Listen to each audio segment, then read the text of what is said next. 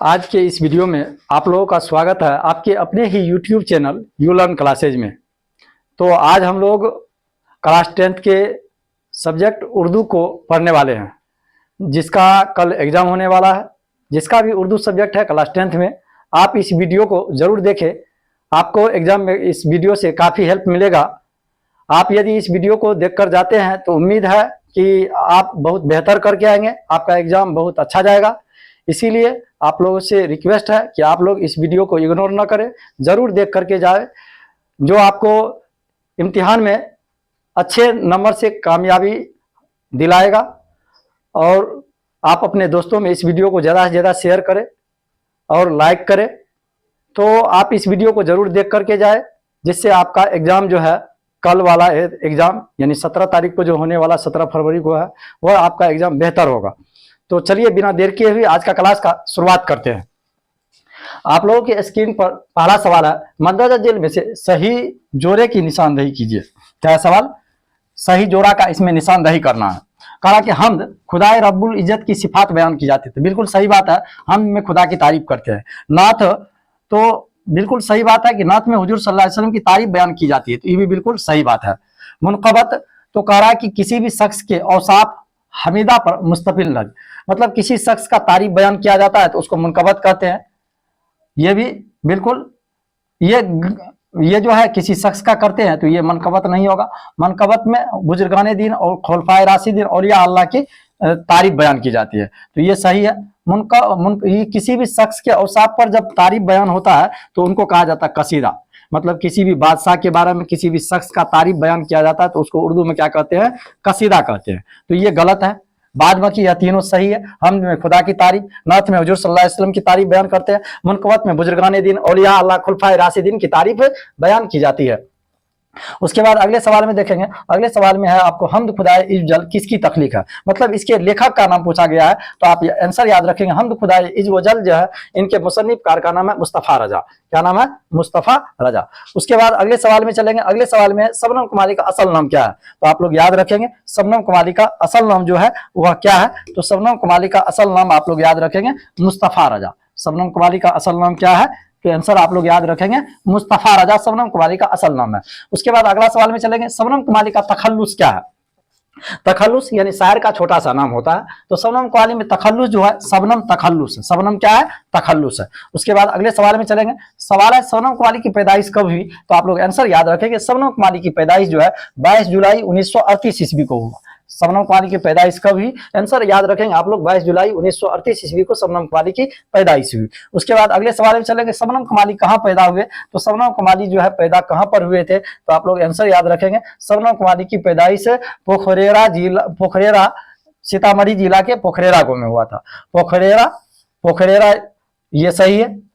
पोखरेरा सीतामढ़ी जिला में, पोखरेरा ये कहाँ पड़ता है? सीतामढ़ी जिला में। 22 जुलाई 1938 ईस्वी को सीतामढ़ी जिला के पोखरेरा गांव में शबनम कुमारी की पैदाइश हुई।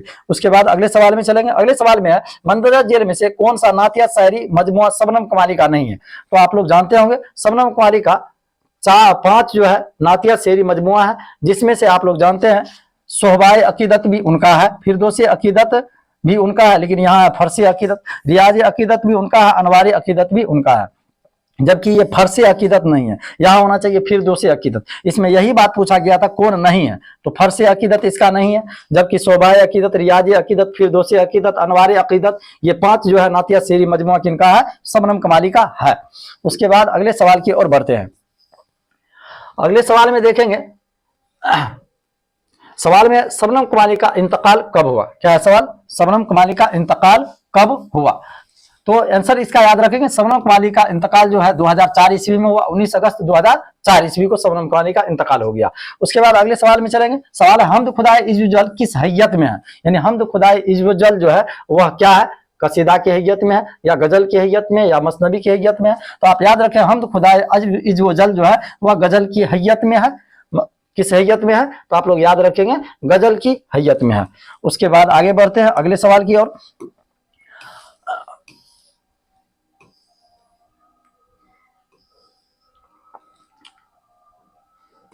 अगले सवाल में है इस शेर में मतलब कि हम जो आपका चैप्टर है इसमें हालो काल का क्या माने होता है, क्या सवाल, हालो काल का माना होता है कैफियत, हालो काल का क्या माना होता है कैफियत। उसके बाद अगले सवाल में है शबनम ने बेनवा को भी दे दे उरूजे बंदगी, फिक्रो तलब की राह में आज यह पैमाइल है।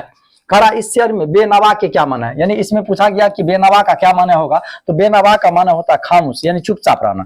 बेनवा का माना क्या होता है, चुप। बेनवा खामोश, बेनवा का क्या माना हो जाएगा, तो बेनवा का माना हो जाएगा खामोश। उसके बाद अगले सवाल की ओर बढ़ते हैं। अगले सवाल में देखेंगे, अगले सवाल में है वहदत तासुर किस सिन्फ की खासियत है। वहदत तासुर जो होता है वह किस सिन्फ की खासियत है, तो आप लोग इसका आंसर याद रखेंगे अफसाना का। वहदत तासुर किस में पाया जाता है, तो अफसाना में पाया जाता है। उसके बाद अगले सवाल की ओर बढ़ेंगे। अगले सवाल में देखेंगे उर्दू का पहला मुख्तसर अफसाना कौन सा है, क्या है सवाल, उर्दू का पहला मुख्तसर अफसाना जो है नसीर और खदीजा है, यह कब शाये हुआ, शाये मतलब छपना, कब छपा था, तो आंसर याद रखेंगे 1903। यदि पूछ देगा उर्दू का पहला अफसाना का क्या नाम है, तो आप आंसर याद रखेंगे नसीर और खदीजा। क्या हो जाएगा आंसर, नसीर और खदीजा। उसके बाद अगले क्वेश्चन में देखेंगे उर्दू का पहला मुख्तसर अफसाना नसीर और खदीजा है, ये बात तो आप लोग जान गए, लेकिन कहा कि यह किसका है, यानी इसके लेखक कौन है, तो इनके लेखक का नाम क्या है, अल्लामा राशिदुल खैरी। क्या आंसर याद रखेंगे, उर्दू का पहला अफसाना नसीर और खदीजा कब शाये हुआ, कब छपा, तो 1903 ईस्वी में। इसके मुसन्निफकार कौन है, तो आप आंसर याद रखेंगे अल्लामा राशिदुल खैरी। उसके बाद अगले सवाल में बढ़ेंगे। अगले सवाल में है मंदरजा जेल में कौन अंगारे के मुसन्निफिन में शामिल नहीं है। अंगारा जो है एक अफसाना है, कह रहा है कि अंगारे में 5 अफसाना निगार है, यानी कि 5 लेखक मिल करके अंगारे अफसाना को लिखा है। कह रहा है कि अंगारे अफसाना में कौन शामिल नहीं है, तो अंगारे अफसाना में सज्जाद हैदर यल्दरम शामिल नहीं है, जबकि अहमद अली रशीद जहां सज्जाद जहीर ये तीनों शामिल है। अंगारे 5 अफसाना निगार का अफसाना है। उसके बाद अगले सवाल में चलेंगे। अगले सवाल में सुहेल अजीमाबादी का असल नाम क्या है, तो आप याद रखेंगे सैयद मुजीबुर रहमान। सुहेल अजीमाबादी का असल नाम क्या था, सैयद मुजीबुर रहमान। अगले सवाल में चलेंगे सुहेल अजीमाबादी कहाँ पैदा हुए थे, तो आप लोगों को पता है कि सुहेल अजीमाबादी की पैदाइश पटना में हुई थी। कहां पर हुई थी, पटना में हुई थी। उसके बाद अगला सवाल है सुहेल अजीमाबादी कब पैदा हुए, तो आप लोग आंसर याद रखेंगे सुहेल अजीमाबादी की पैदाइश 1911 ईस्वी में हुई थी। कब हुई थी, 1911। कहां पैदा हुए सुहेल अजीमाबादी, तो पटना में। कब, 1911 ईस्वी। अगले सवाल में सुहेल अजीमाबादी के वालिदा का इंतकाल के वक्त उनकी उम्र क्या थी, तो सुहेल अजीमाबादी की वालिदा जिस समय मरी तो इनका उम्र उस समय 1 साल था। आप आंसर याद रखेंगे सुहेल अजीमाबादी का उम्र जिस समय उसके वालिदा का इंतकाल हुआ कितना था, तो 1 साल। उसके बाद अगले सवाल की ओर बढ़ेंगे। अगले सवाल में है सुहेल अजीमाबादी का आबाई वतन कहाँ था। आबाई वतन मतलब कौन सी, खानदानी घर, तो ये इनका शाहपुर भदौल था जो पटना के ही नजदीक पड़ता है। अगले सवाल में है सुहेल अजीमाबादी की इब्तिदाई तालीम किस मदरसा में हुई। इब्तिदाई तालीम मतलब शुरुआती पढ़ाई लिखाई जो है, इनका इब्तिदाई तालीम मदरसा शमसुल हुदा पटना में हुआ था। इब्तिदाई तालीम कहां पर हुआ था, मदरसा शमसुल हुदा पटना में। नन मैट्रिक कहने का मतलब है कि मैट्रिक से पहले की पढ़ाई इसने यहीं पर पूरी किया था। कौन, सुहेल अजीमाबादी, मदरसा शमसुल हुदा में। अगले सवाल में है सुहेल अजीमाबादी ने अपनी अदबी सफर का आगाज किस सिन्फ से किया, मतलब कौन सी, ये जो लेखक बने तो लेखक बनने के बाद सबसे पहले इन्होंने किस सिन्फ को लिखा, तो यह शायरी से अपने करियर का आगाज किया था, शायरी से। सुहेल अजीमाबादी ने अपनी अदबी सफर का आगाज किससे किया था, शायरी से। बाद में इन्होंने अफसाना लिखना शुरू कर दिया। उसके बाद अगले सवाल की ओर बढ़ेंगे। अगले सवाल में Suhail Azimabadi All India Radio की मुलाजमत के सिलसिले में दिल्ली से कहां तबादला हुआ, मतलब कौन चीज, जब यह ऑल इंडिया रेडियो में मुलाजमत यानी नौकरी शुरू किया तो ये दिल्ली में नियुक्त हुए थे, दिल्ली में नौकरी करना शुरू किए। फिर दिल्ली से इनका ट्रांसफर कहां पर हो गया था, तो आंसर याद रखेंगे श्रीनगर। कहां तबादला हुआ, श्रीनगर में। अगले सवाल में है कौन सी Suhail Azimabadi All India Radio की मुलाजमत से इस्तीफा देते वक्त कहां काम कर रहे थे, यानी कि कुछ दिनों के बाद यह मुलाजमत से ऑल इंडिया रेडियो से इस्तीफा दे देते हैं, तो उस समय यह कहां पर कार्य कर रहे थे, तो यह पटना में ड्यूटी था इनका। कहां पर, पटना में। उसके बाद अगले सवाल में देखेंगे सुहेल अजीमाबादी ने कौन सा रोजाना अखबार निकाला। सुहेल अजीमाबादी एक अखबार निकालती थी जो रोजाना निकलता था, उसका नाम था साथी। आप लोग आंसर याद रखेंगे सुहेल अजीमाबादी का कौन सा अखबार है, तो सुहेल अजीमाबादी का अखबार का नाम था साथी। क्या नाम याद रखेंगे, साथी। उसके बाद अगले सवाल में चलेंगे सुहेल अजीमाबादी के अफसानवी मजमुआ का नाम, तो आप लोग याद रखेंगे सुहेल अजीमाबादी का अफसानवी मजमुआ का क्या क्या नाम है, तो आप 4 चेहरे नाम है, अलो भी नाम है, आदमी के रूप भी नाम है। इनमें कह रहा है कि सुहेल अजीमाबादी का कौन सा अफसानवी का मजमुआ नहीं है, तो ये बाजगोई जो है ये नहीं है, तो इनका आंसर क्या हो जाएगा, बाजगोई इनका नहीं है, जबकि यह तीनों इनका है। 4 चेहरे भी है, अलो भी है, आदमी के रूप भी है। तो सुहेल अजीमाबादी का 3 अफसानवी मजमुआ, 4 चेहरे, अलो और आदमी के रूप। उसके बाद अगले सवाल की ओर बढ़ेंगे। अगले सवाल में देखेंगे पहला अफसानवी मजमुआ कौन सा है, किसका, सुहेल अजीमाबादी का। तो सुहेल अजीमाबादी का पहला अफसानवी मजमुआ का क्या नाम है, तो आप लोग आंसर याद रखेंगे चार चेहरे। क्या नाम था, चार चेहरे। उसके बाद अगला सवाल है, पहला अफसानवी मजमुआ अलो कब शाये हुआ। हालांकि चार चेहरे पहला अफसानवी मजमुआ था, यहाँ पर है पहला अफसानवी मजमुआ अलो के बारे में। तो अलो जो शाये हुआ, प्रकाशित हुआ 1943 में, ये दूसरा अफसानवी मजमुआ था, पहला नहीं था। उसके बाद आगे चलेंगे, अगले सवाल की ओर बढ़ेंगे। अगले सवाल में देखेंगे, कहा तीन अफसानवी मजमुए के अलावा सुहेल अजीमाबादी ने कितने अफसाने मौजूद हैं। सुहेल अजीमाबादी जो है कुल 3 अफसानवी मजमुआ आपके किताब में दिया हुआ है। कहा कि इसके अलावा भी इन्होंने और कितना अफसाना लिखे हैं, तो आप लोग याद रखेंगे सुहेल अजीमाबादी का 125 अफसाना और है। सुहेल अजीमाबादी का इंतकाल कब हुआ था, तो आप लोग याद रखेंगे सुहेल अजीमाबादी का इंतकाल हुआ था 1980 में, जबकि इनका पैदाइश आप लोग जान चुके हैं 1911 ईस्वी में। कहां पर, पटना में। उसके बाद अगले क्वेश्चन में, सुहेल अजीमाबादी उर्दू के किस अफसाना निगार से बहुत ज्यादा मुतासिर थे। मतलब कौन सी, उनके तरह ही इनमें चाल चलन था, वैसा ही ये भी लिखते थे। तो प्रेमचंद से ये काफी मुतासिर थे। कौन, सुहेल अजीमाबादी। उसके बाद अगले सवाल की ओर बढ़ेंगे। अगले सवाल में देखेंगे, अगले सवाल में अफसाना भाभी जान, क्या है सवाल, अफसाना भाभी जान, अफसाना भाभी जान के बारे में दिया हुआ कि अफसाना भाभी जान में भाभी का नाम क्या रहता है। तो अफसाना भाभी जान में भाभी का नाम क्या रहता है, तो रुकैया। क्या नाम रहता है, आप लोग आंसर याद रखेंगे, रुकैया। अगले सवाल में, भाभी जान की याद के साथ उर्दू की किस चीज की याद दिलाती है। कहा कि भाभी जान के याद के साथ उर्दू की किस चीज की याद दिलाती है, तो समा यानी रोशनी की, क्योंकि यह उर्दू की शिक्षिका थी, उर्दू पढ़ाती थी। और क्या करते हैं, ये गरीब बच्चों का मदद भी करते हैं, इसीलिए ये एक समा जलाने का कार्य करती है। कौन, रुकैया भाभी। उसके बाद अगले सवाल की ओर चलेंगे। अगले सवाल में है, शायर हो किरदार नहीं देते, क्या लफ्ज मैंने इस्तेमाल किया। अगर नवाबाने अवध बाकी होते, इस एक लफ्ज के इस्तेमाल पर एक जागीर तो जरूर बख्श देते। कहा मजकूरा बाड़ा जुमला कौन कहता है। कहा कि इस कहानी में भाभी जान में जो है यह बात कौन कहते हैं, तो यह बात रुकैया भाभी कहती है। कौन कहती है, रुकैया भाभी कहती है। उसके बाद अगले सवाल की ओर बढ़ते हैं। अगले सवाल में देखेंगे, कहता है रुकैया भाभी का जिस देवर का किरदार, रुकैया भाभी का जिस देवर का किरदार कहानी में पेश किया गया है उसका क्या नाम है। तो रुकैया भाभी का देवर का नाम अख्तर होता है। क्या नाम होता है, आप लोग आंसर याद रखेंगे, अख्तर होता है। रुकैया भाभी के देवर का नाम अख्तर। उसके बाद अगले सवाल में देखेंगे, रुकैया की बेटी का क्या नाम था। रुकैया भाभी जो है उनके बेटी का नाम इसमें पूछा गया है। तो रुकैया भाभी की बेटी का नाम रेहाना था। क्या नाम था, रेहाना। उसके बाद अगले सवाल की ओर बढ़ेंगे। अगले सवाल में भाभी की श्रृंगार मेज पर नन्हे भाई की खूबसूरत सी रंगीन तस्वीर पर रखी हुई थी। कहा कि भाई की किसकी बेटी के लिए रोजाना अस्पताल जाती है। मतलब इसमें ये लाइन जो है दिया गया है कि उनके शोहर जेल में रहते हैं, वो श्रृंगार करना भी धीरे धीरे छोड़ देती है। यह बात कहानी का पंक्ति है।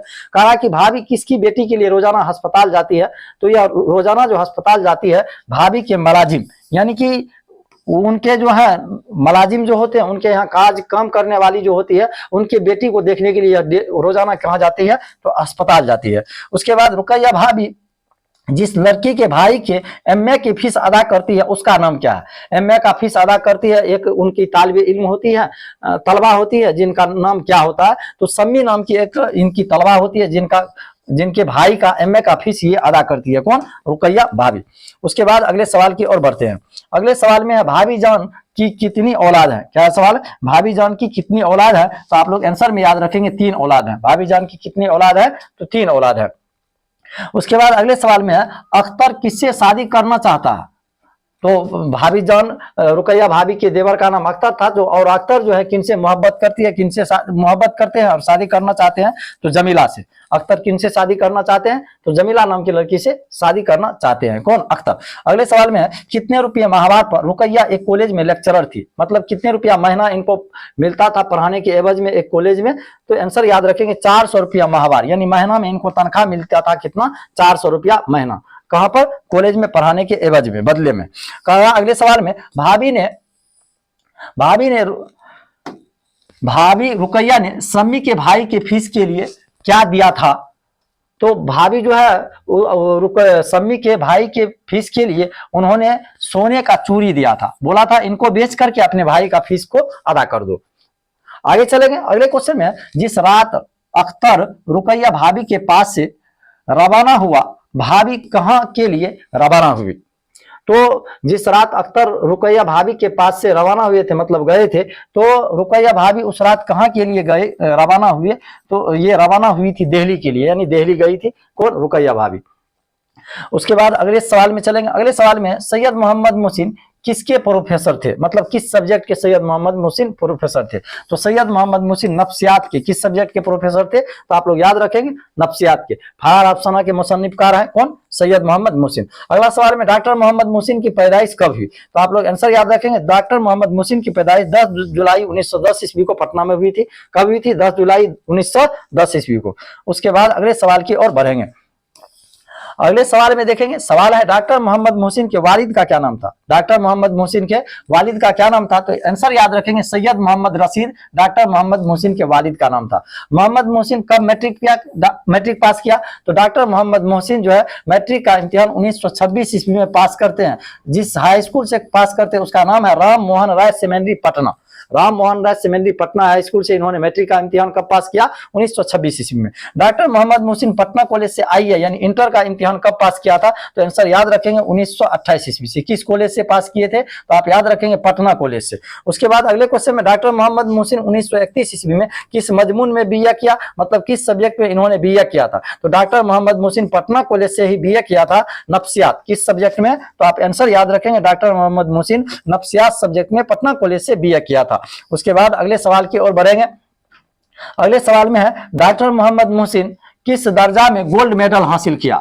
डॉक्टर मोहम्मद मोहसिन आला नंबर से कामयाबी हासिल किए थे एमए में, जिसके एवज में इनको क्या मिला था, गोल्ड मेडल प्राप्त हुआ था। किनको, डॉक्टर मोहम्मद मोहसिन को। उसके बाद अगले सवाल में है 1938 ईस्वी में डॉक्टर मोहम्मद मोहसिन किस शोबे में आरजी तौर पर लेक्चरर बहाल हुए। आरजी मतलब अस्थायी तौर पर या प्रोफेसर बने थे, किस सब्जेक्ट के बने थे, तो आप आंसर याद रखेंगे ये फलसफा के बने थे। किस सब्जेक्ट के, फलसफा के। उसके बाद फलसफा नहीं, नफ्सियात ही होगा। तो ये नफ्सियात के ही प्रोफेसर बने थे आरजी तौर पर। फिर कुछ दिन के बाद जो है ये मुस्तकिल तौर पर बन जाते हैं, यानी कि अस्थायी रूप से।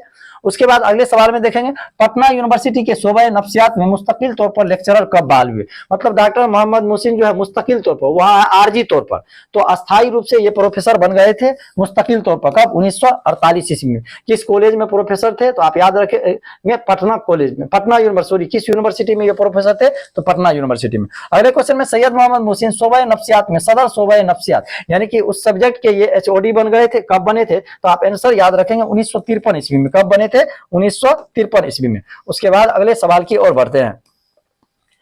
अगले सवाल में देखेंगे आप लोग सैयद मोहम्मद मोहसिन किस सन में हज किए। ये हज का फरीजा को भी अंजाम दिए थे, तो ये हज किए थे 1973 ईस्वी में। सैयद मोहम्मद मोहसिन हज का फरीजा को अंजाम दिए थे 1973 ईस्वी में अपनी अहलिया के साथ, यानी अपनी वाइफ के साथ इन्होंने हज किया था 1973 ईस्वी में। सैयद मोहम्मद मोहसिन अपनी मुलाजमत से कब सुबुकदोश हुए, मतलब रिटायर हुए थे, तो सैयद मोहम्मद मोहसिन अपने पद से यानी प्रोफेसर के पद से 1974 ईस्वी में सुबुकदोश हुए, मतलब रिटायर हुए। उसके बाद अगले सवाल में चलेंगे कारा कौन सी मदरजा जेल में से शेरी मजमुआ कौन सा है। कारा की इसमें कौन सा शेरी मजमुआ है, तो आप आंसर याद रखेंगे जख्म के फूल। सैयद मोहम्मद मोहसिन का क्या है, शेरी मजमुआ। जख्म के फूल किसका शेरी मजमुआ है, तो आप आंसर याद रखेंगे सैयद मोहम्मद मोहसिन का शेरी मजमुआ है। सैयद मोहम्मद मोहसिन की कितनी औलाद थी, तो सैयद मोहम्मद मोहसिन की कितनी औलाद थी, तो आप लोग याद रखेंगे 7 औलाद थे। 7 औलाद में आप याद रखेंगे 3 बेटा था और 4 बेटियां था। सैयद मोहम्मद मोहसिन के कितने बेटे थे, 3 बेटे। कितने बेटियां थी, तो 4 बेटियां थी। उसके बाद अगले सवाल की ओर बढ़ते हैं।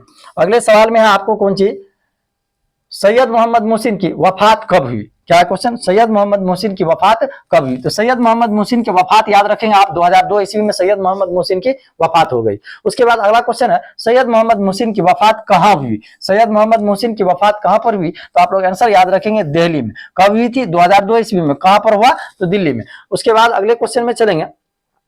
अगले क्वेश्चन में आपको क्या कि यह मुनफिराना अंदाज आने वाली आफत के मुकाबला में इसका तनहा हथियार था। इस जुमला में लफ्जे मुनफिराना के क्या माने हैं। मुनफिराना का मतलब पूछा गया, तो मुनफिराना का मतलब होता है शर्मिंदगी के साथ। क्या मतलब होता है, शर्मिंदगी के साथ। उसके बाद आगे चलेंगे अगले क्वेश्चन में। कह रहा क्या कि तुमने मेरी मिट्टी पलेद कर डाली। इसमें मुहावरा मिट्टी पलेद करना, यानी ये आपको ग्रामर में क्वेश्चन पूछा जाएगा मिट्टी पलेद करना का क्या माने होता है, तो आप आंसर याद रखना इज्जत बर्बाद करना। मिट्टी मिट्टी प्लेद करना, यह एक मुहावरा है। इसका पूछा जाएगा मतलब क्या होता है, तो आप आंसर याद रखेंगे इज्जत बर्बाद करना। क्या हो जाएगा आंसर, इज्जत बर्बाद करना। उसके बाद अगले सवाल की ओर बढ़ेंगे। अगले सवाल में देखेंगे, कहता है महमूद कितने साल की उम्र में यतीम हो गए थे। फरार अफसाना में महमूद का भी जिक्र आया है, तो महमूद जो है यह 10 साल की उम्र में यतीम हो गए थे। कितना साल की उम्र में यतीम हो गए थे, तो आप आंसर याद रखेंगे 10 साल की उम्र में महमूद जो है यतीम हो गए थे। उसके बाद अगले सवाल की ओर बढ़ेंगे। अगले सवाल में आपको है, महमूद अपने ये क्या कहते हैं, यार तुम्हारे सीना में दिल नहीं लकड़ी का टुकड़ा है जिस पर बिजली तक का असर नहीं होता। कल क्लास में खालिदा किस तरह नजरें बचा बचा कर तुम्हें तक रही थी, काश वह इस तरह मुझे देखती होती, यकीन मानो मैं अपने कलेजा निकाल कर रख दिया होता। यह फरार अफसाना में यह इबारत दी हुई है, यानी यह पंक्ति लिखा हुआ है। कह रहा यह बात किसने महमूद से कही थी, तो आप आंसर याद रखेंगे इस बात को महमूद का दोस्त अजीम। महमूद का दोस्त कौन होते हैं, अजीम। अजीम ने इस बात को कहा था। उसके बाद अगले क्वेश्चन में चलेंगे। अगले क्वेश्चन में, यूनिवर्सिटी की तालीम के बाद महमूद को कौन सी मुलाजिमत मिली। तो जब तालीम प्राप्त कर लेते हैं, तालीम समाप्त होता है महमूद का, तो ये डिप्टी कलेक्टर बन जाते हैं। महमूद कौन सा पद पर जाते हैं, तो यह डिप्टी कलेक्टर बन जाते हैं। महमूद की शादी किससे तय पाई, महमूद की शादी किससे होती है, तो आंसर याद रखेंगे महमूद की शादी जुबेदा नाम की लड़की से होती है। महमूद की अहलिया का क्या नाम था, तो आप आंसर याद रखेंगे जुबेदा। क्या नाम था, जुबेदा। उसके बाद अगले क्वेश्चन में चलेंगे। अगले क्वेश्चन में, शादी की तैयारी के लिए महमूद कितने दिन की छुट्टी लिया। तो शादी की तैयारी के लिए महमूद जो है आपको 2.5 माह का छुट्टी लिया था। कितने दिन का, 2.5 माह का छुट्टी लिया था। किसके लिए, तो अपने शादी की तैयारी के लिए। कौन लिया था छुट्टी, तो महमूद लिया था। उसके बाद अगले क्वेश्चन में चलेंगे। अगले क्वेश्चन में, डॉक्टर कमर जहां की पैदाइश कब हुई, तो आप आंसर याद रखेंगे डॉक्टर कमर जहां की पैदाइश 1951-52 ईस्वी में हुई। डॉक्टर कमर जहां की पैदाइश आप याद रखेंगे कब हुई, तो 1951-52 ईस्वी में। और डॉक्टर कमर जहां की पैदाइश कहां हुई, तो आप आंसर याद रखेंगे बुजुर्ग द्वार। आंसर क्या याद रखेंगे आप, बुजुर्ग द्वार, जो समस्तीपुर में। बुजुर्ग द्वार कहां की बात हो रही है, तो बुजुर्ग द्वार समस्तीपुर जिला में पड़ता है। यहीं पर इनका पैदाइश हुआ। किनका, डॉक्टर कमर जहां का।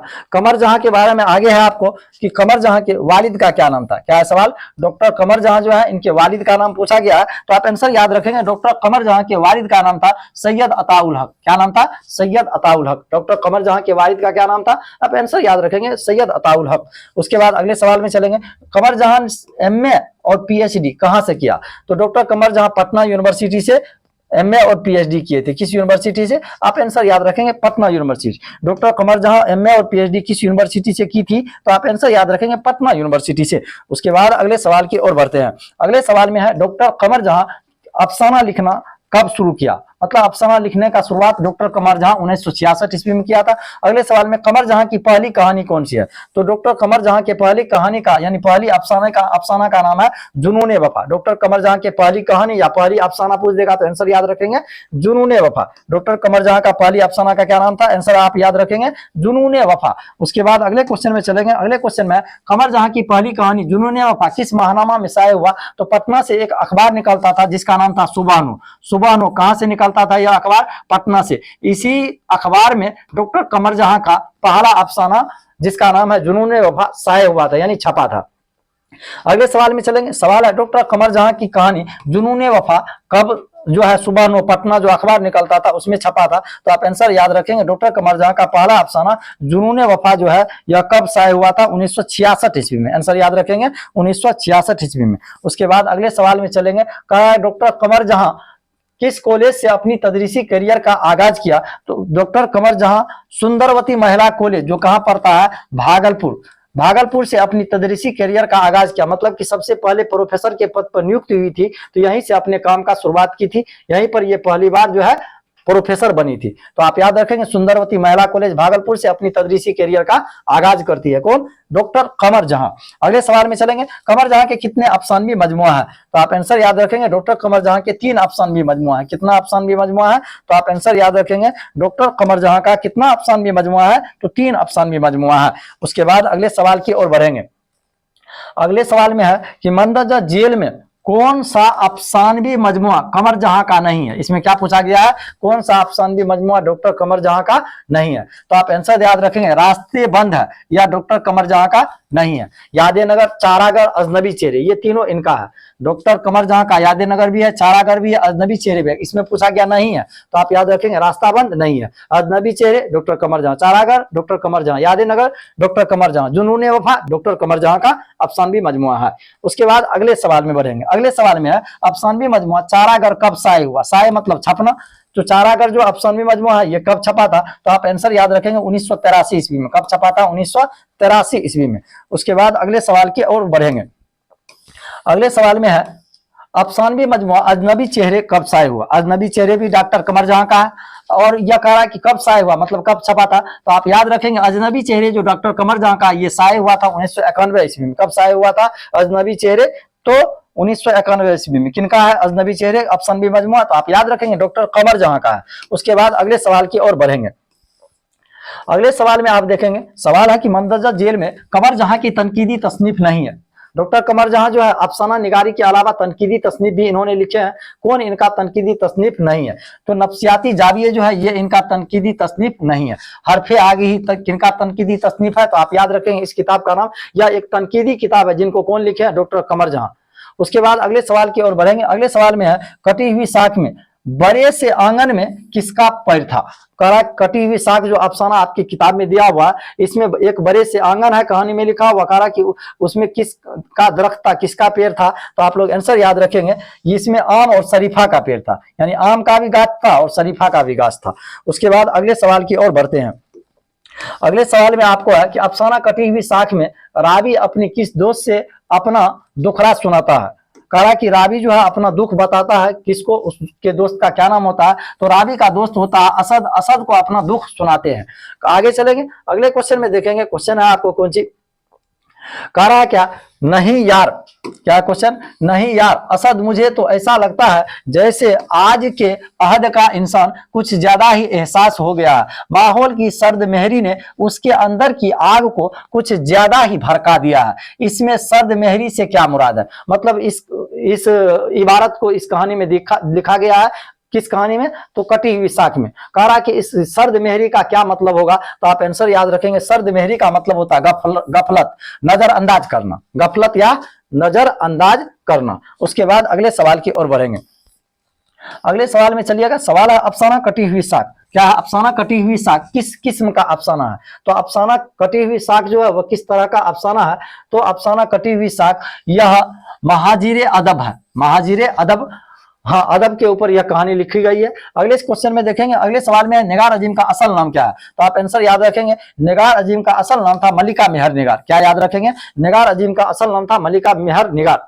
ये जो आपको कटी हुई साख अफसाना है, इनके मुसन्निफकार कौन है? मलिका मेहर निगार। उसके बाद आगे है निगार अजीम ने उर्दू के अलावा किस मजमून में एमए किया? तो निगार अजीम जो है उर्दू में एमए किए थे। उर्दू के अलावा इन्होंने ड्राइंग और पेंटिंग यानी दो सब्जेक्ट में इन्होंने एमए की थी। कौन? निगार अजीम। एक तो आपको उर्दू में और दूसरा ड्राइंग और पेंटिंग में, यानी दो सब्जेक्ट से ये एमए की हुई थी। कौन? निगार अजीम। निगार अजीम का असल नाम भी आप लोग जरूर याद रखेंगे, मलिका मेहर निगार।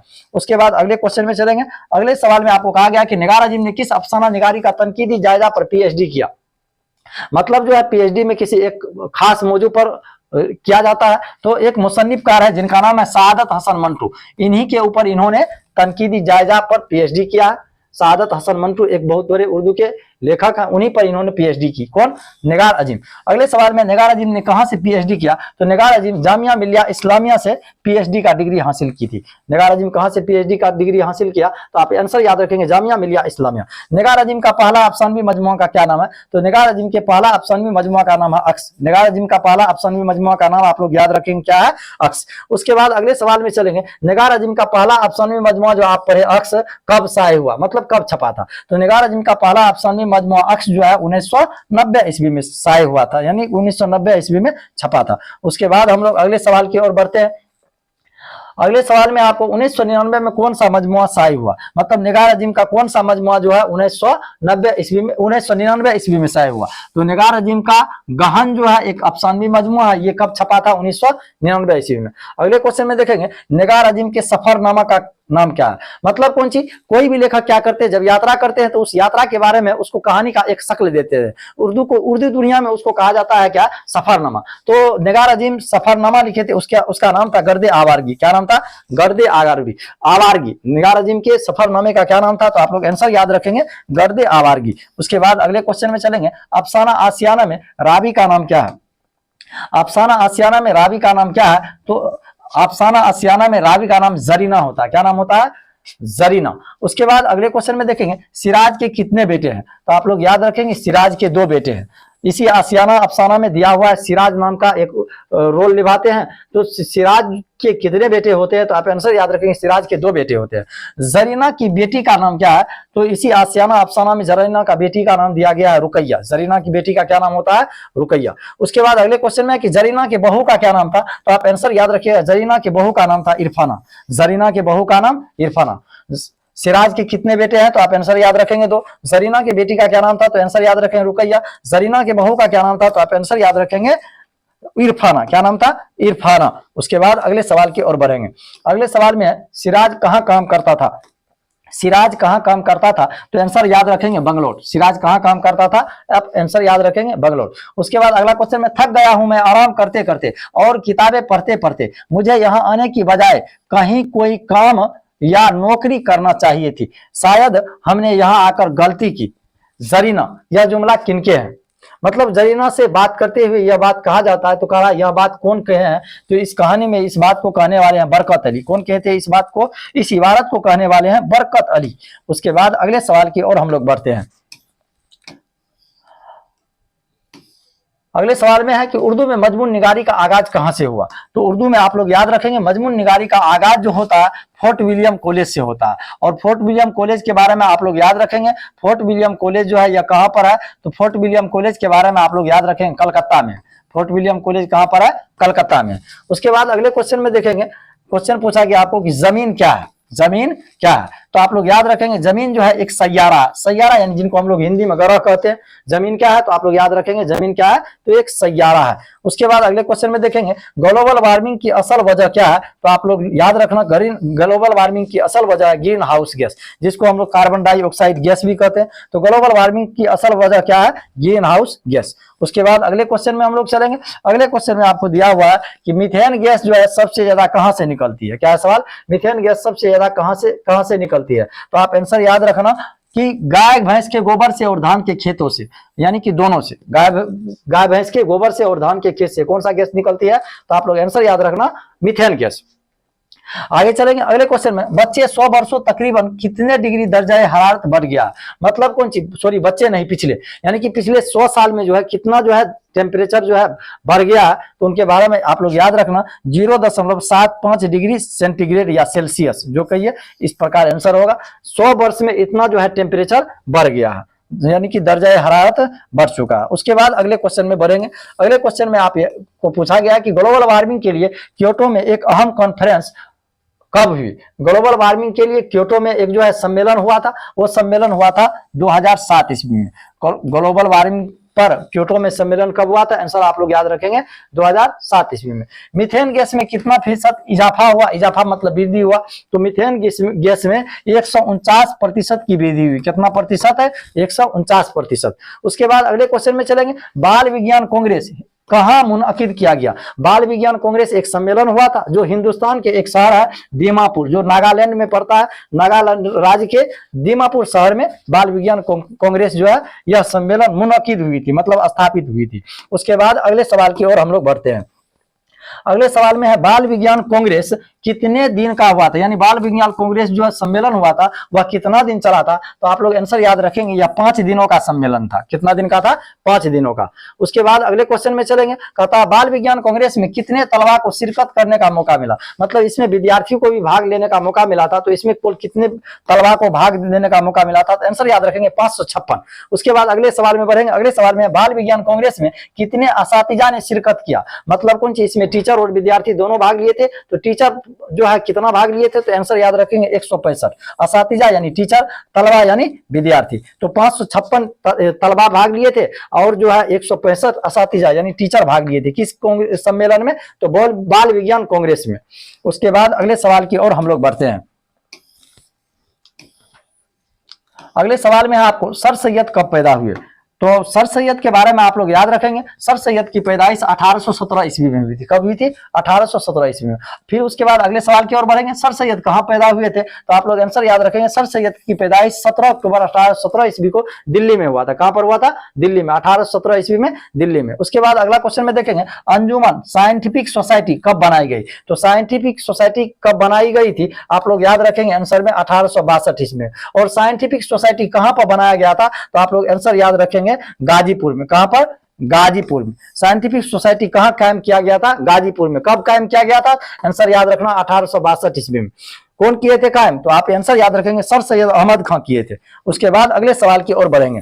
अगले सवाल में सर सैयद इंग्लिस्तान कब गए थे? इंग्लिस्तान कहने का मतलब इंग्लैंड कब गए थे? तो आप आंसर याद रखेंगे सर सैयद जो है 1869 ईस्वी में इंग्लैंड गए थे। सर सैयद अहमद खां इंग्लैंड कब गए थे? आंसर याद रखना 1869 ईस्वी। अगले क्वेश्चन में बढ़ेंगे, Mohammedan Anglo oriental college school कब बनाया गया? तो सर सैयद अहमद खां 1878 ईस्वी में मोहम्मदन एंग्लो ओरिएंटल कॉलेज बनाए थे। कब? 1878 ईस्वी में। कौन बनाए थे? सर सैयद अहमद खां। अगले सवाल में चलेंगे। अगले सवाल में सर सैयद अहमद खां को सर का खिताब कब मिला था? सर मतलब अंग्रेज की तरफ से इनको खिताब दिया गया था सर का। तो सर सैयद अहमद खां को अंग्रेज की तरफ से सर का खिताब मिला था 1878 में। खिताब यानी पुरस्कार, कि इनके ज्ञान को देख करके अंग्रेज ने इनको सर का उपाधि दिया था। कब मिला था? आप याद रखना 1878 ईस्वी में। किनको मिला था सर का खिताब? आप याद रखना सर सैयद अहमद खां को। कब मिला था? आंसर याद रखना 1878 ईस्वी में। उसके बाद हम लोग अगले सवाल की ओर बढ़ेंगे। अगले सवाल में है आपको कौन सी, कि मंदरजा जेल में कौन सी तसनीफ सर सैयद अहमद खां की नहीं है? तसनीफ मतलब इसके द्वारा लिखा गया कौन सा किताब सर सैयद अहमद खां का नहीं है? तो आप आंसर याद रखना, हयात जावेद जो है यह सर सैयद अहमद खां का लिखा हुआ नहीं है। खुतबात अहमदिया यह किताब कौन लिखे? सर सैयद अहमद खां। असबाब बगावत हिंद कौन लिखे? आप आंसर याद रखना सर सैयद अहमद खां। असारुस सनादिद यह किताब कौन लिखे? आंसर याद रखना सर सैयद अहमद खां। इसमें पूछा गया था कौन नहीं है, तो हयात जावेद सर सैयद अहमद खां नहीं लिखे हैं। और इनके द्वारा सर सैयद अहमद खां के द्वारा एक रिसाला निकाला गया था। उस रिसाला का नाम आप लोग जरूर याद रखेंगे। उस रिसाला का नाम था तहजीबुल अखलाक। क्या नाम था? तहजीबुल अखलाक। सर सैयद अहमद खान ने कौन सा रिसाला जारी किया था? तो आप याद रखना आंसर में तहजीबुल अखलाक। उस रिसाला का क्या नाम था? तहजीबुल अखलाक। यह रिसाला भी इन्हीं का था। तो मतलब कुल मिला के तहजीबुल अखलाक कौन रिसाला कौन जारी किए? सर सैयद अहमद का। खुतबात अहमदिया किताब को कौन लिखे? सर सैयद अहमद खां। असबाब बगावत हिंद किनकी पुस्तक किनकी किताब है? आप याद रखना सर सैयद अहमद खां। उसके बाद अगले सवाल की ओर बढ़ते हैं। अगले सवाल में आपको है कि सर सैयद अहमद खां का इंतकाल कब हुआ? सर सैयद अहमद खां का इंतकाल कब हुआ? तो आप आंसर याद रखना 1898 ईस्वी में। सर सैयद अहमद खां की इंतकाल कब हुआ? तो 1898 ईस्वी में। सर सैयद खां कहां दफन हुए? तो सर सैयद खां का दफन हुआ था अलीगढ़ में। कहां पर दफन हुआ था? तो आप आंसर याद रखना अलीगढ़ में। पैदाइश हुआ दिल्ली में। कब? 1817 ईस्वी में पैदाइश। 1817 ईस्वी में पैदाइश। कहां पर? दिल्ली में। लेकिन वफात हुई 1898 ईस्वी में। कहां पर? आंसर याद रखना आप लोग अलीगढ़ में। कहां पर वफात हुई? तो आंसर याद रखेंगे आप लोग अलीगढ़ में इनका वफात हुआ। किनका? सर सैयद अहमद खां का। सर सैयद अहमद खां का वफात कहां पर हुआ? तो आप लोग याद रखना अलीगढ़ में। उसके बाद हम लोग अगले क्वेश्चन की ओर चलेंगे। अगले सवाल में आप लोग देखिए, डॉक्टर अब्दुल मुगनी के वालिद का नाम पूछा गया है। तो आप लोग याद रखना डॉक्टर अब्दुल मुगनी के वालिद का नाम था अब्दुल रऊफ। क्या नाम था? अब्दुल रऊफ। उसके बाद अगले सवाल में चलेंगे, डॉक्टर अब्दुल मुगनी कहां पैदा हुए? तो आप लोग आंसर याद रखेंगे, डॉक्टर अब्दुल मुगनी की पैदाइश औरंगाबाद जिला में हुआ था, जो बिहार में पड़ता है। डॉक्टर अब्दुल मुगनी की पैदाइश कहां हुई थी? औरंगाबाद जिला में, जो कहां पर पड़ता है? बिहार में ही पड़ता है या औरंगाबाद जिला। डॉक्टर अब्दुल मुगनी कब पैदा हुए? तो डॉक्टर अब्दुल मुगनी की पैदाइश 1934 ईस्वी में औरंगाबाद जिला में हुआ था। कहां पर? औरंगाबाद जिला में। उसके बाद अगले क्वेश्चन में, किस मदरसे से डॉक्टर अब्दुल मुगनी ने आलिम की सनद ली? मतलब कि आलिम का पढ़ाई को मुकम्मल इन्होंने किस मदरसा से किया? तो उस मदरसा का नाम है मदरसा शमसुल हुदा, जो कहां पर है? पटना में। डॉक्टर अब्दुल मुगनी आलिम का डिग्री कहां से प्राप्त किया? तो आप लोग आंसर याद रखना मदरसा शमसुल हुदा से, जो कहां पर है? पटना में। यानी आलिम तक का पढ़ाई इन्होंने इसी मदरसा से मुकम्मल किया था। किस मदरसा से? मदरसा शमसुल हुदा से। उसके बाद अगले सवाल में चलेंगे, डॉक्टर अब्दुल मुगनी किस मौजू में एमए किया? तो डॉक्टर अब्दुल मुगनी जो है अंग्रेजी विषय से एमए किए थे, अंग्रेजी सब्जेक्ट से एमए किए थे। अगले क्वेश्चन में चलेंगे, डॉक्टर अब्दुल मुगनी किस यूनिवर्सिटी के कॉलेज में अंग्रेजी के लेक्चरर की हैसियत से तकर्रुर हुआ? मतलब डॉक्टर अब्दुल मुगनी जो है अंग्रेजी के प्रोफेसर बने थे और किस कॉलेज में यह प्रोफेसर बने थे? तो आप लोग आंसर याद रखना, पटना यूनिवर्सिटी में ये प्रोफेसर बने थे। ये भी पूछा जाएगा आपको, डॉक्टर अब्दुल मुगनी किस सब्जेक्ट के प्रोफेसर थे? तो आप आंसर याद रखना अंग्रेजी, उर्दू नहीं। डॉक्टर अब्दुल मुगनी अंग्रेजी के प्रोफेसर थे। उसके बाद हम लोग अगले सवाल की ओर बढ़ते हैं। अगले सवाल में देखिएगा कि मंदसौर जेल में डॉक्टर अब्दुल मुगनी की अहम तरीन तनकीदी तालीफात, मतलब कि तनकीद के ऊपर लिखा गया इनका किताब। तो आप लोग आंसर याद रखना, तनकीद के ऊपर जो किताब लिखे हैं तो ये ज्यादा एतदाल भी है, उनके बाद आपको ये भी नुक्ता नजर भी है, तस्कीर जदीद भी है। तो तनकीद तालीफात कौन सी किताब नहीं है? तो यह मेयार नहीं है, ये तनकीदी किताब इनका है। तनकीद यानी कि जिस किताब में आलोचना किया जाता है। तो तस्कीर जदीद किनका किताब है? डॉक्टर अब्दुल मुगनी। नुक्ता नजर किनका है? डॉक्टर अब्दुल मुगनी। ज्यादा एतदाल किनका है? डॉक्टर अब्दुल मुगनी। उसके बाद अगले सवाल में बढ़ेंगे। अगले सवाल में प्रोफेसर अब्दुल मुगनी की वफात कब हुई, यानी डॉक्टर अब्दुल मुगनी की वफात कब हुई थी? तो आप लोग आंसर याद रखेंगे 5 सितंबर 2006 ईस्वी को। कब? 5 सितंबर 2006 ईस्वी को डॉक्टर अब्दुल मुगनी की वफात हुई थी। डॉक्टर अब्दुल मुगनी की वफात कहां पर हुई थी? तो आप लोग आंसर याद रखना, पटना में। डॉक्टर अब्दुल मुगनी की वफात 2006 ईस्वी में, कहां पर? तो पटना में। उसके बाद हम लोग अगले सवाल की ओर बढ़ते हैं। अगले सवाल में चलिएगा, निसाब में शामिल मजमून अदब की पहचान के मजमून निगार कौन है? यानी आपके किताब में अदब की पहचान एक चैप्टर है जिनके मुसन्निफ का यानी लेखक का नाम है डॉक्टर अब्दुल मुगनी। उसके बाद अगले सवाल में चलेंगे, डॉक्टर भीमराव अंबेडकर कब पैदा हुए? तो आप लोग आंसर याद रखेंगे, डॉक्टर भीमराव अंबेडकर की पैदाइश 14 अप्रैल 1891 ईस्वी को हुआ था। कब पैदा हुए थे?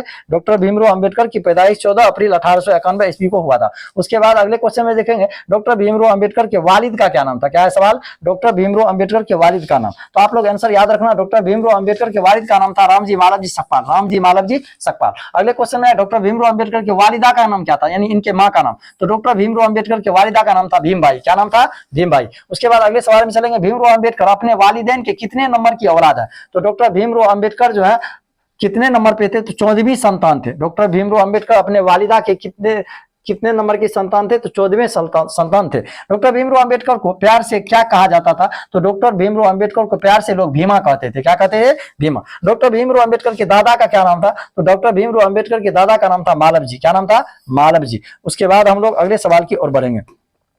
अगले सवाल में डॉक्टर भीमराव अंबेडकर के वालिद फौज से सुबुक दूसरे के वक्त उनकी उम्र क्या थी? डॉक्टर भीमराव अंबेडकर के वालिद के बारे में आप लोग याद रखेंगे, फौज में मेजर के ओहदे पर थे और फौज में जिस समय रिटायर हुए थे डॉक्टर भीमराव अंबेडकर के वालिद साहब, उस समय भीमराव अंबेडकर की उम्र क्या थी? तो आप आंसर याद रखना, उस समय 2 वर्ष इनका उम्र था। किनका? भीमराव अंबेडकर का। डॉक्टर भीमराव अंबेडकर के खानदान सेंट्रल इंडिया से कहां मुंतकिल हुआ? मतलब पहले ये लोग सेंट्रल इंडिया में रहते थे, फिर उसके बाद ये लोग कहां चले गए? तो फिर ये लोग कोंकण वाले एरिया में चले गए थे। किस एरिया में चले गए थे? कोंकण वाले एरिया में। उसके बाद अगले क्वेश्चन में चलेंगे, डॉक्टर भीमराव अंबेडकर की कितने वर्ष की उम्र में स्कूल में दाखिला हुआ था? तो डॉक्टर भीमराव अंबेडकर जब 5 साल की उम्र में थे तो उसी उम्र में इनका दाखिला हुआ था स्कूल में। किनका? डॉक्टर भीमराव अंबेडकर का। उसके बाद हम लोग अगले सवाल की ओर बढ़ेंगे। अगले सवाल में है, वापोली से डॉक्टर भीमराव अंबेडकर का खानदान कहां मुंतकिल हुआ? वापोली एक जगह का नाम था। वापोली से इनके खानदान के लोग जो है सितारा में जाकर के बस गए थे। आगे है कौन सी, कितने वर्ष की उम्र में भीमराव अंबेडकर की वालिदा का इंतकाल हो गया? जिस समय इसकी मां मर गई तो डॉक्टर भीमराव अंबेडकर का उम्र उस समय 6 साल था। उसके बाद अगले सवाल में चलेंगे, सितारा से डॉक्टर भीमराव अंबेडकर का खानदान कहां मुंतकिल हुआ? तो सितारा से ये लोग जाकर के फिर कहां बस गए थे? मुंबई में। कहां पर? बंबई में, यानी मुंबई में। डॉक्टर भीमराव अंबेडकर कब मैट्रिक का इम्तिहान पास किया? तो आप आंसर याद रखेंगे, भीमराव अंबेडकर 1908 ईस्वी में मैट्रिक का इम्तिहान पास करते हैं। कब पास किए? तो आप आंसर याद रखेंगे, मैट्रिक का इम्तिहान अंबेडकर जी 1908 ईस्वी में पास करते हैं। अगले क्वेश्चन में, भीमराव अंबेडकर कब जो है बीए की डिग्री हासिल किया? यानी कि बीए कब इन्होंने किया? डॉक्टर भीमराव अंबेडकर बीए 1912 ईस्वी में किए। भीमराव अंबेडकर आला तालीम हासिल करने के लिए कहाँ गए थे? तो आप आंसर याद रखना, अमेरिका गए थे। डॉक्टर भीमराव अंबेडकर अमेरिका में किस यूनिवर्सिटी में दाखिला लिया? तो आप याद रखना, कोलंबिया यूनिवर्सिटी में। डॉक्टर भीमराव अंबेडकर किस यूनिवर्सिटी में दाखिला लिया अमेरिका में? तो आप यह आंसर याद रखना, कोलंबिया यूनिवर्सिटी। उसके बाद कोलंबिया यूनिवर्सिटी से डॉक्टर भीमराव अंबेडकर ने किस मौजू में एमए किया? मतलब किस सब्जेक्ट में इन्होंने एमए किया था? तो आप आंसर याद रखना, मासियात में। मासियात यानी इकोनॉमिक्स को कहा जाता है उर्दू में मासियात। अगले सवाल में चलेंगे, भीमराव अंबेडकर पीएचडी कब किया? तो आंसर याद रखना आप लोग कि पीएचडी का डिग्री इन्होंने 1916 ईस्वी में किया। कौन? डॉक्टर भीमराव अंबेडकर। उसके बाद हम लोग अगले सवाल की ओर चलेंगे। अगले सवाल में, डॉक्टर भीमराव अंबेडकर कहां से एमएससी किया? डॉक्टर भीमराव अंबेडकर कहां से एमएससी किया? तो आप लोग आंसर याद रखना, ये लंदन के लंदन के स्कूल ऑफ इकोनॉमिक्स से किया था। लंदन से इन्होंने क्या किए थे, एमएससी का डिग्री हासिल किए थे। उसके बाद अगले क्वेश्चन में, हिंदुस्तान से वापस आकर किस कॉलेज में मुलाजमत शुरू किया? जब इन्होंने अपना पढ़ाई विदेश से पूरा कर लिया तो किस कॉलेज में ये काम शुरू किए थे? तो उस कॉलेज का नाम आप लोग याद रखना, सीडी हाम कॉलेज, सीडी हाम कॉलेज। डॉक्टर भीमराव अंबेडकर को दोबारा कब इंग्लैंड गए? तो डॉक्टर भीमराव अंबेडकर दोबारा इंग्लैंड गए थे 1920 ईस्वी में। कब गए थे? 1920 ईस्वी में। 1920 में एक सम्मेलन होता है, गोलमेज सम्मेलन, जिसमें ये शिरकत करते हैं। कौन? डॉक्टर भीमराव अंबेडकर। उसके बाद अगले सवाल में चलेंगे, डॉक्टर भीमराव अंबेडकर ने कब डीएससी की डिग्री हासिल किया? तो इन्होंने डीएससी की डिग्री जो है कब प्राप्त किया था? तो 1930। ये विदेशी डिग्री था, विदेशी से इनका पढ़ाई किया था। हिंदुस्तान वापस आकर डॉक्टर भीमराव अंबेडकर ने कौन सा पेशा इख्तियार किया? जब डॉक्टर भीमराव अंबेडकर अपना पढ़ाई पूरी करने के बाद हिंदुस्तान में कौन सा पेशा यानी कौन सा काम किए? तो ये वकालत का काम किए, यानी वकील बने। अगले क्वेश्चन में, दस्तूर साज कमेटी के किस ओहदे पर डॉक्टर भीमराव अंबेडकर को फाइज किए गए? तो दस्तूर काज कमेटी के इसको सदर बनाया गया था, यानी कि संविधान सभा का मेंबर में इनको सदर बनाया गया था। डॉक्टर भीमराव अंबेडकर की शादी कितने वर्ष की उम्र में हुई? डॉक्टर भीमराव अंबेडकर की शादी के बारे में आप लोग याद रखना, इनका शादी 14 वर्ष की उम्र में हुई थी। किस उम्र में? 14 वर्ष की उम्र में। अगले सवाल में चलेंगे, डॉक्टर भीमराव अंबेडकर की शादी के वक्त उनकी बीवी रामाबाई, डॉक्टर भीमराव अंबेडकर की शादी किससे हुई थी? रामाबाई। या आपको पूछ देगा डॉक्टर भीमराव अंबेडकर की बीवी का क्या नाम था? रामाबाई। और उसकी उम्र यानी रामाबाई की उम्र कितना था? 9 वर्ष। जिस समय भीमराव अंबेडकर की शादी हुई तो 14 वर्ष डॉक्टर भीमराव अंबेडकर का उम्र, और डॉक्टर भीमराव अंबेडकर की बीवी का उम्र उस समय था 9 वर्ष। अगले सवाल में चलेंगे, भीमराव अंबेडकर को भारत के किस एजाज से नवाया गया? कहा कि भारत का कौन सा पुरस्कार भीमराव अंबेडकर को मिला था? तो आप आंसर याद रखना, डॉक्टर भीमराव अंबेडकर को भारत रत्न पुरस्कार मिला था। कौन सा पुरस्कार? भारत रत्न पुरस्कार डॉक्टर भीमराव अंबेडकर को मिला था। उसके बाद अगले क्वेश्चन में चलेंगे, डॉक्टर भीमराव अंबेडकर की वफात कब हुई? तो आंसर याद रखेंगे, डॉक्टर भीमराव अंबेडकर की वफात 5 दिसंबर 1956 ईस्वी को। डॉक्टर भीमराव अंबेडकर की वफात कब हुई? आंसर याद रखना आप लोग, 5 दिसंबर 1956 ईस्वी को वफात हुआ। किनका? डॉक्टर भीमराव अंबेडकर का। उसके बाद हम लोग अगले सवाल में चलेंगे। अगले सवाल में देखिएगा, लुत्फुर रहमान का कलमी नाम क्या है? यानी लुत्फुर रहमान जो है उनका असल नाम क्या था? तो आप लोग याद रखना, लुत्फुर रहमान का कलमी नाम लुत्फुर रहमान। मतलब कौन सी? लुत्फुर रहमान का नाम, असली नाम लुत्फुर रहमान ही था। लुत्फुर रहमान की पैदाइश क्या हुई, कब हुई? तो आंसर याद रखना 1941 ईस्वी में। लुत्फुर रहमान की पैदाइश कहां पर हुई? तो आंसर याद रखना, लुत्फुर रहमान की पैदाइश बुनियापुर में हुई थी। और बुनियापुर जो था यह क्या था? इनका ननिहाल था। डॉक्टर लुत्फुर रहमान की पैदाइश कहां पर हुई थी? बुनियापुर में। और बुनियापुर क्या था? तो इनका ननिहाल था। किनका? लुत्फुर रहमान का। लुत्फुर रहमान के वालिद का नाम क्या था? तो आंसर याद रखना, अब्दुल गफूर। लुत्फुर रहमान के वालिद का क्या नाम था? अब्दुल गफूर। लुत्फुर रहमान के वालिदा का क्या नाम था? तो आप आंसर याद रखना, बीबी आमीना खातून। क्या नाम था? बीबी आमीना खातून। लुत्फुर रहमान के आबाई वतन कहाँ था, यानी बाप दादा का घर कहाँ था? तो इनके बाप दादा का आबाई वतन जो था इनका जियोंढा, जो दरभंगा में पड़ता है, यानी दरभंगा आप लोग याद रखेंगे। डॉक्टर लुत्फुर रहमान का आबाई वतन कहाँ था? दरभंगा में। उसके बाद अगले सवाल में चलेंगे। अगले सवाल में देखेंगे आप लोग, लुत्फुर रहमान कहां से अपनी तदरीसी खिदमत का आगाज किया? मतलब कौन सी तदरीसी करियर का आगाज ये किस यूनिवर्सिटी से करते हैं? तो ये सबसे पहले भागलपुर यूनिवर्सिटी में प्रोफेसर के पद पर सुसज्जित होते हैं, यानी यहीं से अपने जिंदगी का शुरुआत करते हैं, यानी प्रोफेसर बनते हैं। लुत्फुर रहमान मुलाजमत से कब सुबुकदोशी के वक्त किस ओहदे पर फाइज थे? लुत्फुर रहमान मुलाजमत से सुबुकदोशी मतलब जिस समय यह रिटायर हो रहे थे तो उस समय यह सदर सूबाई उर्दू यानी उर्दू सब्जेक्ट के एचओडी बन गए थे। अगले क्वेश्चन में चलेंगे, कह रहा है कौन सी किस असेंबली हल्का से कानून साज असेंबली के लिए मुंतखब हुए? मतलब असेंबली से ये चुने भी गए थे। तो ये विधानसभा, भागलपुर विधानसभा असेंबली, जिनको विधानसभा हम लोग हिंदी में कहते हैं, ये भागलपुर विधानसभा से एक बार विधायक भी बने थे। कौन? लुत्फुर रहमान। कह रहा किसके सरकार में काबीना के वजीर बने? कह रहा कौन सी, यानी कि कौन सरकार था जिसमें इनको मौका मिला था, यह विधायक बने थे? तो उस समय यह राष्ट्रीय जनता दल के टिकट पर विधायक बने थे। कौन? लुत्फुर रहमान। अगले क्वेश्चन में, लुत्फुर रहमान के शायरी के कितने मजमुआ है? तो लुत्फुर रहमान के शायरी के 3 मजमुआ है। आंसर याद रखेंगे आप लोग, लुत्फुर रहमान के शायरी के कितने मजमुआ है? तो लुत्फुर रहमान के शायरी के 3 मजमुआ है। अगला क्वेश्चन, लुत्फुर रहमान का कौन सा शायरी मजमुआ नहीं है? क्या पूछा गया है? नहीं है। तो लुत्फुर रहमान का आप लोग याद रखना, ताजगी बरगे नवा ये भी है, बोसे नम ये भी है, सनम आसना ये भी है। कौन नहीं है? तो जादे एतदाल लुत्फुर रहमान का नहीं है, यही पूछा गया था, नहीं है। तो आप आंसर याद रखेंगे, जादे एतदाल जो है किनका नहीं है? तो लुत्फुर रहमान का नहीं है। उसके बाद हम लोग अगले सवाल की ओर बढ़ेंगे। अगले सवाल में आगा हसन कश्मीरी को उर्दू का शेक्सपियर किसने कहा था? तो आगा हसन कश्मीरी को नक्कादों की जमात ने क्या कहा था? उर्दू का शेक्सपियर कहा था, क्योंकि यह उर्दू के शेक्सपियर के नाम से मशहूर है। कौन? आगा हसर कश्मीरी। आगा हसर कश्मीरी के साथ किन लोगों ने इंसाफ नहीं किया है? तो आंसर याद रखेंगे, नक्कादों ने इनको क्या किया है? इंसाफ इनके साथ नहीं किया। आगे अगले क्वेश्चन में चलेंगे। अगले क्वेश्चन में आपको दिया हुआ, अगर वह सस्ती शोहरत से बचकर ड्रामे लिखे और जिंदगी की इनफरादी और समाजी कसमकस की बुनियादों पर अपनी ड्रामा निगारी की इमारत खड़ी करते हैं, यह कौल किसका है? मतलब कह रहा कि यह बात ड्रामा के बारे में किसने कहा है, कौन लेखक के है? तो आप आंसर याद रखना, यह बात कहने वाले लेखक है एहतिसाम हुसैन। कौन है? एहतिसाम हुसैन। उसके बाद अगले क्वेश्चन में कि जिस तरह यह कंपनियां बेशुमार है, इसी तरह ड्रामा लिखने वालों की तादाद भी अनगिनत है। मतलब उस समय जो ड्रामा लिखा जाता था, तो ड्रामा जो है कंपनी जो है उनको खरीदते थे। तो कह रहा है कौन सी?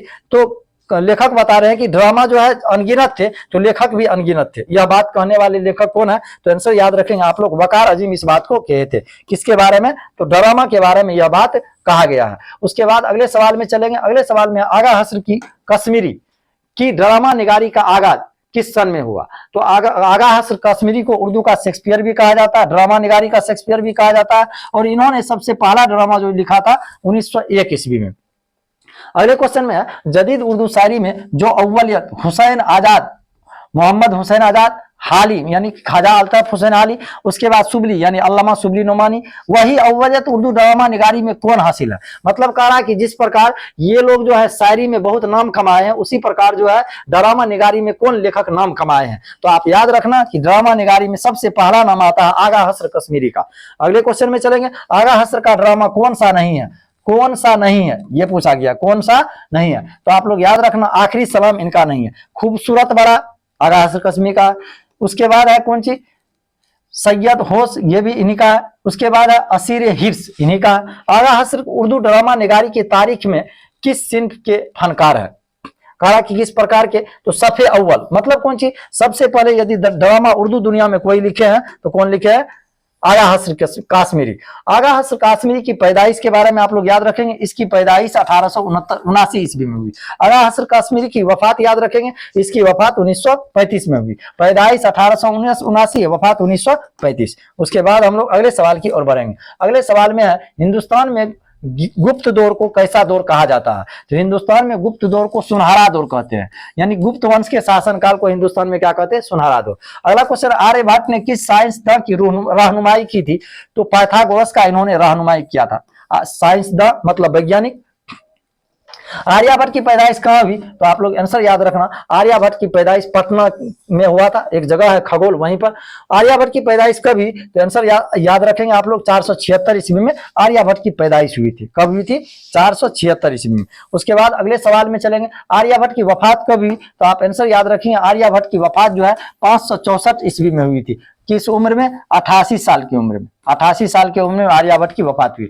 आर्यभट्ट ने अपना तजर्बागाह कहां पर कायम किया था? तो आप याद रखना, तरिगना में। तरिगना एक जगह का नाम है जहां पर इन्होंने अपना तजर्बागाह कायम किया था, यानी यहीं से ये रिसर्च करते थे। पटना शहर से तरिगना कितना दूर है? तो पटना से तरिगना शहर जो है वह 30 किलोमीटर दूर है। कितना किलोमीटर दूर है? आप आंसर याद रखेंगे, 30 किलोमीटर दूर है। पटना शहर से तरिगना कितना दूर है? तो आप आंसर याद रखना, 30 किलोमीटर। कितना किलोमीटर दूर है? 30 किलोमीटर। आर्यभट्ट ने सिद्धांत और तंत्र किताब कहां लिखी गई? तो आर्यभट्ट सिद्धांत एक किताब का नाम है, तो यह किताब लिखा गया था तरिगना में। कहां पर? तरिगना में। किस साइंसदान ने पहली बार यह साबित किया कि जमीन गोल है? तो यह बात बताने वाले प्रथम वैज्ञानिक है आर्यभट्ट। कह रहा कि किसी सैयारा या सितारा पर पर्दा पड़ जाने को क्या कहते हैं? किसी सैयारा मतलब ग्रह तारा, तो यदि उस पर पर्दा पड़ जाएगा तो उसको कहा जाता है ग्रहण। जैसे सूरज ग्रहण, चांद ग्रहण होता है। आगे चलेंगे, सूरज ग्रहण कैसा वाकया है? तो आंसर याद आप लोग रखेंगे, ज्योग्राफिया। सूरज ग्रहण कैसा वाकया है? आंसर याद रखेंगे, ज्योग्राफिया। तरिगना इलाका के यूरोप में कौन सा नदी है? कह रहा है कौन सी, तरिगना इलाका के पूरब में, सॉरी तरिगना इलाका के पूरब में कौन सा नदी है, तो तरिगना के पूरब में जो नदी बहती है उस नदी का नाम है पुनपुन नदी। कौन नदी, पुनपुन नदी। उसके बाद अगले क्वेश्चन में चलेंगे। अगले क्वेश्चन में तरिगना किस जबान का लफ्ज है, तो आप ये आंसर याद रखना, तरिगना हिंदी जबान का लफ्ज है और इसका मतलब होता है तारे गिनना। सबसे बड़ा सूरज ग्रहण कब हुआ, तो आप आंसर याद रखना, सबसे बड़ा सूरज ग्रहण 22 जुलाई को हुआ था, जो ईस्वी है 2009 ईस्वी। कब हुआ था, 2009 ईस्वी में। अगले क्वेश्चन में है कि कौन से साइंसदान है सूरज ग्रहण पर तहकीकी काम कर रहे थे, मतलब सूरज ग्रहण के ऊपर रिसर्च कर रहे थे, वैसा कौन वैज्ञानिक है, तो उस वैज्ञानिक का नाम है जे बेटन्स। क्या नाम था, जे बेटन्स। उसके बाद अगले सवाल की ओर बढ़ेंगे। अगले सवाल में है मुल्क के बैरून, मुल्क के साइंसदान सूरज ग्रहण का मुशाहिदा के लिए कब पटना पहुंचे। कहा सूरज ग्रहण के ऊपर चर्चा करने के लिए वैज्ञानिकों का जमावड़ा हुआ था, यह कब हुआ था, तो ये 22 जुलाई 2009 ईस्वी में ही यह बात हुआ था। आगे चलेंगे। 2009 जैसे सूरज ग्रहण को दोबारा देखने के लिए कितना इंतजार करना होगा। कहा 2009 ईस्वी में जितना बड़ा सूरज ग्रहण हुआ था उसके वो वैसा सूरज ग्रहण अब कितने वर्ष के बाद फिर होगा, तो 123 सालों के बाद देखने के लिए फिर दोबारा ऐसा मिलेगा। कहा जे एटरसन को सूरज ग्रहण पर तहकीकी रिपोर्ट कितनी सफात पर मुश्तमिल था, मतलब कि एक वैज्ञानिक जो है सूरज ग्रहण पर अपना रिपोर्ट बताए थे जो 200 सफात यानी 200 पन्ना में लिखा हुआ था। अगला क्वेश्चन में चलेंगे। अगले क्वेश्चन में कि उर्दू का पहला नाबिल किसे कहा जाता है। क्या है क्वेश्चन, उर्दू का पहला नाबिल किसे कहा जाता है, तो उर्दू का पहला नाबिल में आप लोग याद रखना ना, उर्दू का पहला नाबिल कहा जाता है किनको, मिरातुल उरूस को। उर्दू का पहला नाबिल किसको कहा जाता है, मिरातुल उरूस को। और उर्दू का पहला नाबिल निगार यानी उर्दू का पहला नाबिल लिखने वाले लेखक कौन है, तो डिप्टी नजीर अहमद। ये मिरातुल उरूस के बारे में पूछा जाएगा कि उर्दू का पहला नाबिल मिरातुल उरूस है, जो कब शाये हुआ, तो आप आंसर याद रखना 1869 में। मिरातुल उरूस कब शाये हुआ, 1869 ईस्वी में। और उर्दू का पहला नाबिल लिखने वाले कौन लेखक है, तो डिप्टी नजीर अहमद। नजीर अहमद की पैदाइश किस जिला में हुई, तो डिप्टी नजीर अहमद की पैदाइश बिजनौर यूपी में हुआ था। डिप्टी नजीर अहमद की पैदाइश कहां पर हुई, कब हुई, तो आप आंसर याद रखना, डिप्टी नजीर अहमद की पैदाइश जो है कब हुई थी, तो डिप्टी नजीर अहमद की पैदाइश के बारे में आप लोग आंसर याद रखेंगे कि इनकी पैदाइश 1936 ईस्वी में हुई थी। कब हुई थी, 1936 ईस्वी में हुई थी। डिप्टी नजीर अहमद की पैदाइश के बारे में आप लोग याद रखना 1936 ईस्वी में हुई थी। 1936 ईस्वी में हुई थी। 1936 नहीं होना चाहिए, 1836 ही होना चाहिए। 1836 ईस्वी में हुई थी। डिप्टी नजीर अहमद की पैदाइश कब हुई थी, 1836 ईस्वी में। 6 दिसंबर 1836 को हुआ था। उसके बाद अगले सवाल में चलेंगे। डिप्टी नजीर अहमद के वालिद का क्या नाम था, तो डिप्टी नजीर अहमद के वालिद का नाम था शहादत अली खान। क्या नाम था, शहादत अली खान। और उर्दू के पहले नाबिल निगार किनको कहा जाता है, तो डिप्टी नजीर अहमद को उर्दू का पहला नाबिल निगार कहा जाता है। अगले क्वेश्चन में देखेंगे काजी गुलाम अली नजीर अहमद के कौन थे। काजी गुलाम अली जो थे नजीर अहमद के नाना का नाम था। नजीर अहमद ने दिल्ली किस कॉलेज में दाखिला लिया था, नजीर अहमद दिल्ली कॉलेज में दाखिला लिया था। नजीर अहमद की शादी किससे हुई थी, तो नजीर अहमद की शादी मौलवी अब्दुल खालिक की बेटी से हुई थी। यानी नजीर अहमद की ससुर का नाम था मौलवी अब्दुल खालिक। मौलवी अब्दुल खालिक की नवासी से, सॉरी ये ऑप्शन में दिया हुआ नजीर अहमद की शादी किससे हुई थी, तो इनका सही आंसर हो जाएगा मौलवी अब्दुल खालिक की पोती से, यानी बेटी नहीं था, पोती था।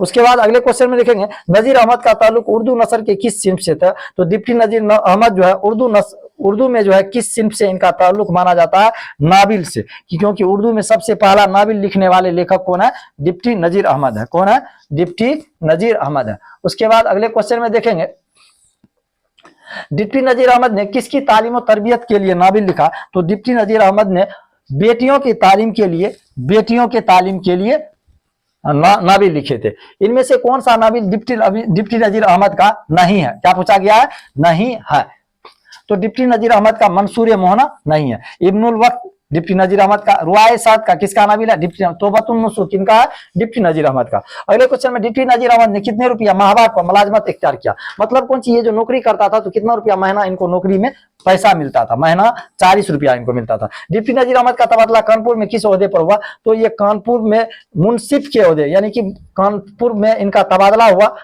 तो ये मुंसिफ बन गए। मुंसिफ कहते हैं कि इनको, जज को कहते हैं मुंसिफ। उसके बाद अगले सवाल में चलेंगे। अगले सवाल में आपको डिप्टी नजीर अहमद की वफात कब हुई, क्या पूछा गया है, डिप्टी नजीर अहमद की वफात कब हुई। तो आप आंसर याद रखेंगे, डिप्टी नजीर अहमद की वफात 1910 ईस्वी में। कब हुई थी, 1910 ईस्वी में। पैदाइश भी याद रखेंगे 1836 ईस्वी में, वफात 1910 ईस्वी में। हमीदा नुसूह की कौन थी, क्या है क्वेश्चन, हमीदा नुसूह की कौन थी। तो हमीदा जो थी नुसूह की बेटी थी। हमीदा कौन थी, नुसूह की बेटी थी। यानी नुसूह जो है वालिद हो गए, हमीदा बेटी हो गए। उसके बाद अगले क्वेश्चन में नाबिल तोबतुन नुसूह का मरकजी किरदार कौन है। कहा तोबतुन नुसूह जो नाबिल है इसमें सबसे मरकजी किरदार यानी अहम किरदार कौन है, तो इसमें अहम किरदार है नुसूह। नुसूह कौन होते हैं, तो नुसूह वालिद होते हैं, बाप होते हैं, और बेटी का नाम होता है कौन सी, हमीदा। उसके बाद अगले सवाल की ओर हम लोग बढ़ते हैं। अगले सवाल में देखेंगे नाबिल तोबतुन नुसूह की सन्ने इशाअत कब है, यानी कि पहला नाबिल, ये डिप्टी नजीर अहमद जो नाबिल पहला लिखे है नाबिल तोबतुन नुसूह, तो कहा कि ये कब छपा था। सॉरी, ये तोबतुन नुसूह पहला नहीं है। तोबतुन नुसूह के बारे में पूछा गया कि ये कब शाया हुआ, छपा था 1877 ईस्वी में। डिप्टी नजीर अहमद का आखिरी नाबिल का क्या नाम है, तो इनके आखिरी नाबिल का नाम है रुयाए सादका। क्या नाम है, रुयाए सादका। डिप्टी नजीर अहमद को शमसुल उलमा का खिताब कब मिला था, तो इसको अंग्रेज के द्वारा शमसुल उलमा का खिताब 1897 ईस्वी में मिला था। उसके बाद अगले सवाल में चलेंगे, मकतूब निगारी को किसके दौर में इब्तिदाई तौर पर मुनज़्ज़म किया गया। मतलब कौन सी, मकतूब निगारी को यानी खत लिखने के सिलसिला को आगे बढ़ाया गया किसके शासनकाल में, तो शेर शाह सूरी के दौर में। शेर शाह सूरी के शासनकाल में मकतूब यानी खत लिखने का सिलसिला का शुरुआत हुआ था। उसके बाद हम लोग अगले सवाल में चलेंगे।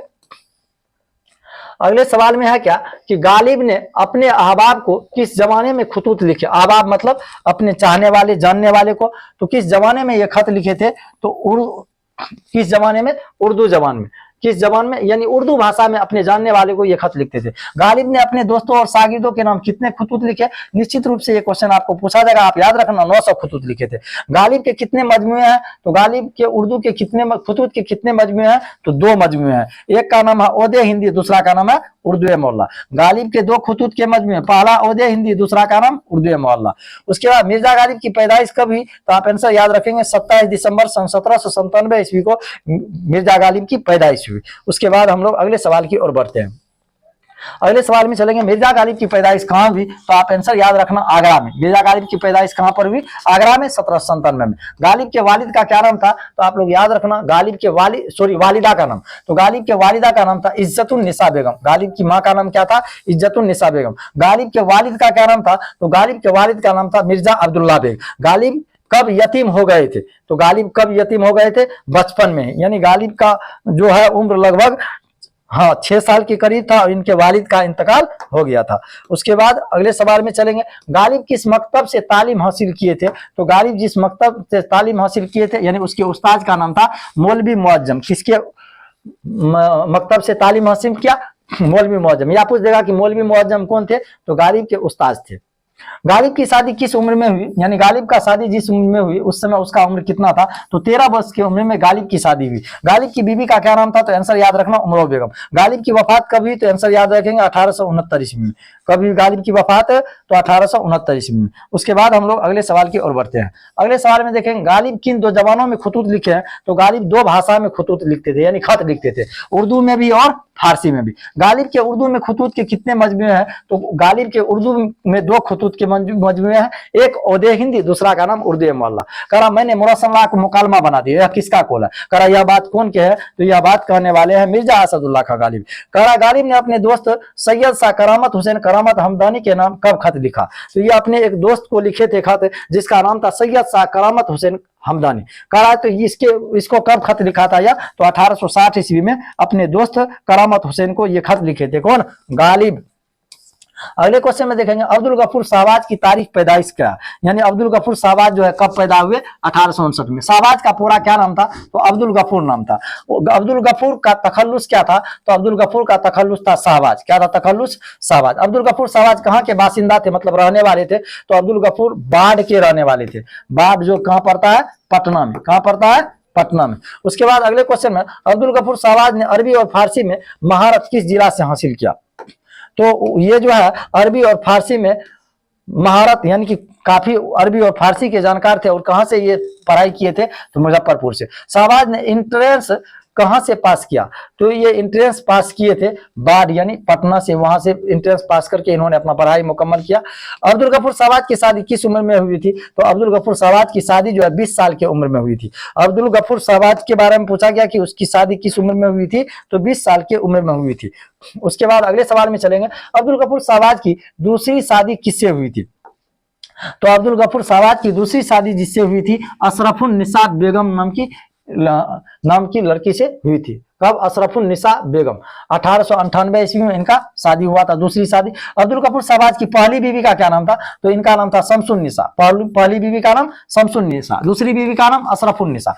अब्दुल गफूर सावाज किस अखबार के मुदीर थे, मतलब कौन सा अखबार ये काम करते थे, अब्दुल गफूर जिस अखबार में कार्य करते थे, जिस अखबार में काम करते थे उसका नाम था दारुस सल्तनत। पूछा जाएगा दारुस सल्तनत के मुदीर कौन थे, तो आप आंसर याद रखना अब्दुल गफूर। अगले सवाल में चलेंगे, अब्दुल गफूर किस कॉलेज में दाखिला लिया, तो अब्दुल गफूर बीएन कॉलेज में दाखिला लिया था। किस कॉलेज में दाखिला लिया था, बीएन कॉलेज में। उसके बाद हम अगले सवाल की ओर बढ़ेंगे। अगले सवाल में ईस्ट इंडिया कंपनी के जेरे एहतिमाम कौन सा अखबार जारी हुआ, तो ईस्ट इंडिया कंपनी जो है जिस अखबार को निकालते थे उस अखबार का नाम था दारुस सल्तनत। बेगम भोपाल के तलब पर अब्दुल गफूर सावाज भोपाल कब गए, अब्दुल गफूर सावाज को